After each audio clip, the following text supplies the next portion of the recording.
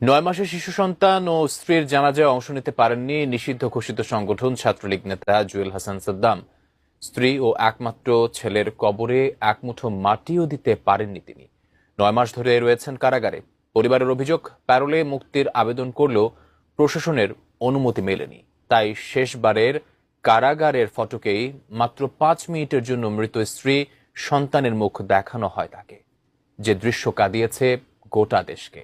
স্ত্রী সন্তান মারা যাওয়ার পরও কেন সাদ্দামকে প্যারোলে মুক্তি দেয়া হলো না, এই প্রশ্ন এখন সবার মুখে মুখে।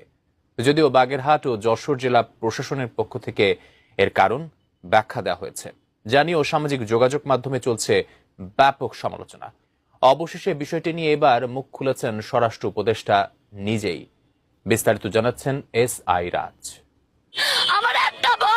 আমার একটা ভাগ্নে আত্মহত্যা করছে, কত কষ্ট নিয়ে মরছে, এত কষ্ট করছে, সে তো কোনো খুনি না, তার ছোটখাটো মামলা, তাহলে কেন জানলো না? শনিবার সন্ধ্যা 7:30 যশোর কেন্দ্রীয় কারাগারের সামনে কান্নার রোল পড়ে যায়। কিন্তু কেন এই কান্না? আমার একটা ভাগ্নে আত্মহত্যা করছে, কত কষ্ট নিয়ে মরছে, এত কষ্ট করছে, সে তো কোনো খুনি না, তার ছোটখাটো মামলা, তাহলে কেন জানলো না?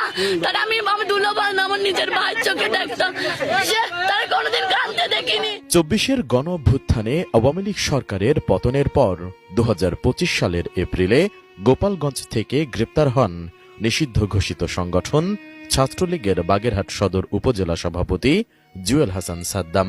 বর্তমানে 11টি মামলায় তিনি রয়েছেন যশোর কেন্দ্রীয় কারাগারে। এর মধ্যে 2টি মামলায় তিনি এজাহারভুক্ত, অন্যগুলোতে সন্দেহভাজন আসামি হিসেবে গ্রেপ্তার দেখানো হয়েছে।